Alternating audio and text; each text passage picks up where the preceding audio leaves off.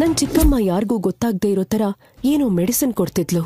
ಅದರಿಂದಾನೇ ನನಗ್ hormones problem ಆಗಿ ಗುಂಡಕ್ ತಯಾರಾಗಿದ್ದೀನಿ ಅಂತ ನನಗ್ ಆಮೇಲೆ ಗೊತ್ತಾಗಿತ್ತು. ಅಕ್ಷತ್ ಸಿಟಿಯಲ್ಲಿ ಸಿಕ್ಕಾಪಟ್ಟೆ ರಿಚ್ ಆಗಿರೋ ಸೂಪರ್ ಲುಕಿಂಗ್ ಬಿಸ್ನೆಸ್ ಮ್ಯಾನ್.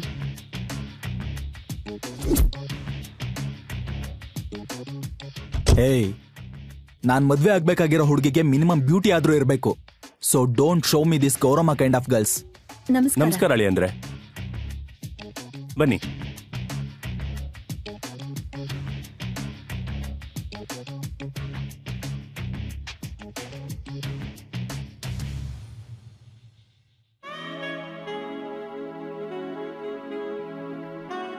ಅಷ್ಟು ಶ್ರೀಮಂತ, ಅಷ್ಟು ಹ್ಯಾಂಡ್ಸಮ್ ಆಗಿದ್ದ ಅಕ್ಷತ್ ನನ್ ಯಾಕೆ ಮದ್ವೆ ಆಗೋಕ್ ಒಪ್ಕೊಂಡ ಅನ್ನೋದು ನನಗೆ ಅರ್ಥ ಆಗಿಲ್ಲ. ಬಟ್ ಅವತ್ ನಾನು ತುಂಬಾನೇ ಸಂತೋಷದಲ್ಲಿದ್ದೆ.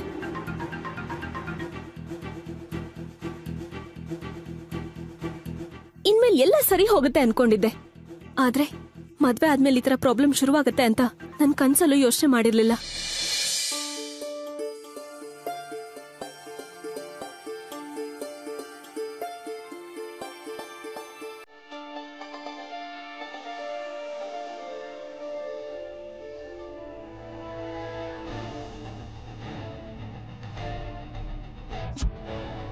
ಮದ್ವೆ ಆದ ತಕ್ಷಣ ನನ್ ಗಂಡ ಅಕ್ಷತ್ ಹೈಯರ್ ಎಜುಕೇಶನ್ಗೆ ಅಂತ ಬೇರೆ ಊರಿಗೆ ಹೋಗ್ಬಿಟ್ರು. ಅಕ್ಷತ್ ಸರಿಯಾಗಿ ಅದೇ ಟೈಮಲ್ಲಿ ಹಠಾತ್ ತಲೆ ಸುತ್ತ ಬಂದು ನಾನಲ್ಲೇ ಬಿದ್ದಿದ್ದೆ. ಏನೋ ಸ್ವಲ್ಪ ಹೆಲ್ತ್ ಪ್ರಾಬ್ಲಮ್ ಇರಬಹುದು ಅನ್ಕೊಂಡಿದ್ದೆ. ನನಗೆ ಇವತ್ತಿನವರೆಗೂ ಡೌಟ್ ಅಲ್ಲೇ ಇತ್ತು, ಆದ್ರೆ ಇವಾಗ ಕನ್ಫರ್ಮ್ ಆಯ್ತು. Your daughter is pregnant. ನೀನ್ ತಾಯಿ ಆಗ್ತಿದ್ಯಾ ಐರಾ? ಡಾಕ್ಟರ್ ಮಾತುಗಳನ್ನ ಕೇಳ್ತಾ ಇದ್ದ ಹಾಗೆ ಐರಾಳ ಹೃದಯ ಒಡೆದು ಚೂರಾಗಿತ್ತು. ಅವಳು ಎಷ್ಟೇ ಯೋಚನೆ ಮಾಡಿದ್ರೂ ಇದು ಹೇಗ್ ಸಾಧ್ಯ ಅನ್ನೋದು ಗೊತ್ತಾಗ್ಲೇ ಇಲ್ಲ. ಐರಾ ಯಾವ ತರ ಶಾಕ್ ಅಲ್ಲಿದ್ಲೋ ಹಾಗೆ ಅವ್ರ ಅಪ್ಪಂಗೂ ಗರ ಬಡ್ದಂಗಾಗಿತ್ತು. ಡಾಕ್ಟರ್ ಮಾತನ್ನ ಕೇಳ್ತಾ ಇದ್ದ ಹಾಗೆ ಅವನು ಐರಾ ಮೇಲೆ ಸಿಟ್ಟಿಂದ ತಿರುಗಿ ಬಿದ್ದಿದ್ದ.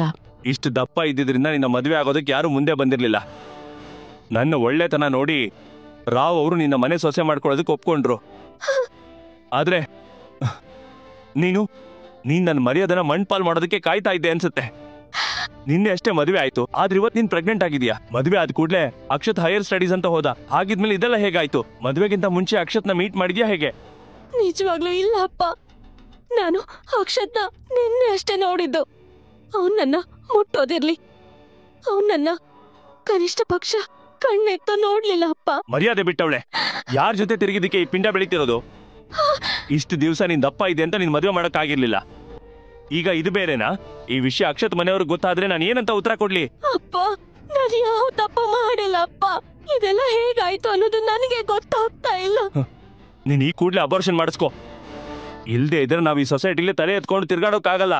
ಅಷ್ಟರಲ್ಲಿ ಅಲ್ಲೇ ಇದ್ದ ಡಾಕ್ಟರ್, ನೋಡಿ ಸರ್, ನೀವ್ ಇಲ್ಲಿಗೆ ಬರೋದಕ್ಕಿಂತ ಮೊದ್ಲೇ ಐರಾ ಹತ್ರ ಮಾತಾಡಿದ್ದೀನಿ. ಅವಳಿಗೆ 4 months ಇಂದಾನು ಪೀರಿಯಡ್ಸ್ ಆಗ್ತಾ ಇಲ್ಲ. ಅವಳಿಗೇನೋ ಹಾರ್ಮೋನಲ್ ಇಶ್ಯೂ ಇರೋದ್ರಿಂದ ಹೀಗಾಗ್ತಿದೆ ಅನ್ಕೊಂಡಿದ್ದೆ, ಆದ್ರೆ ಪ್ರೆಗ್ನೆಂಟ್ ಅನ್ನೋದು ಗೊತ್ತಾಗ್ಲೇ ಇಲ್ಲ. ಐರಾ ಈಗ 4 ತಿಂಗಳು ಗರ್ಭಿಣಿ. ಈಗೇನಾದ್ರೂ ಅವಳಿಗೆ ಅಬಾರ್ಷನ್ ಮಾಡಿಸಿದ್ರೆ ಅವಳ ಜೀವಕ್ಕೆ ಅಪಾಯ. I am sorry. ಅದನ್ನ ಕೇಳಿಸ್ಕೊಂಡ ಸೂರ್ಯಪ್ರಕಾಶ್ ಐರಾ ಮೇಲೆ ರೇಗೋದಕ್ ಶುರು ಮಾಡ್ದ. 4 ತಿಂಗಳ ಹಿಂದೆ ನಡೆದಿರೋ ಈ ಅನಾಚಾರದ ಬಗ್ಗೆ ನನಗೀಗ ಹೇಳ್ತಾ ಇದೀಯಾ? ನಿಜ ಹೇಳು, ನಿಜ ಹೇಳು. ಈ ಪಿಂಡ ಯಾರದ್ದು? ಅಲ್ಲ, ಅಷ್ಟು ಕಷ್ಟದಲ್ಲಿದ್ದ ನಮ್ಮನ್ನ ಕಾಪಾಡಿದ್ದೆ ಈ ರಾವ್ ಅವರು. ಈಗ ನಿನ್ನಿಂದ ಪುನಃ ನಮ್ಮ ಕುಟುಂಬ ಬೀದಿಗೆ ಬರೋ ಹಾಗಾಯ್ತು. ಆ ಮಾತುಗಳನ್ನ ಕೇಳ್ತಾ ಇದ್ದ ಹಾಗೆ ಐರಾ ಅಳೋದಕ್ ಶುರು ಮಾಡಿದ್ಲು. ಅಪ್ಪ, ಅಪ್ಪ ನಂಬಿ ಅಪ್ಪ ಪ್ಲೀಸ್. ನಾನು 5 ತಿಂಗಳಿಂದ ಮನೆ ಹೊರಗಡೆನೆ ಕಾಲಿಟ್ಟಿಲ್ಲ ಅಪ್ಪ. ಸರಿಯಾಗಿ ಅದೇ ಸಮಯಕ್ಕೆ ಸೂರ್ಯಪ್ರಕಾಶ್ ಮೊಬೈಲ್ಗೆ ಅಕ್ಷತ್ ಅವ್ರ ಅಪ್ಪನ್ ಕಾಲ್ ಬಂದಿತ್ತು.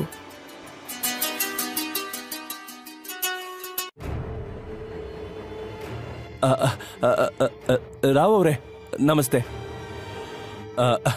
ಈಗಷ್ಟೇ ನಿಮ್ ಬಗ್ಗೆ ನೆನೆಸ್ಕೊತಾ ಇದ್ದೆ, ಅಷ್ಟ್ರಲ್ಲಿ ನೀವೇ ಕಾಲ್ ಮಾಡಿದ್ರಿ.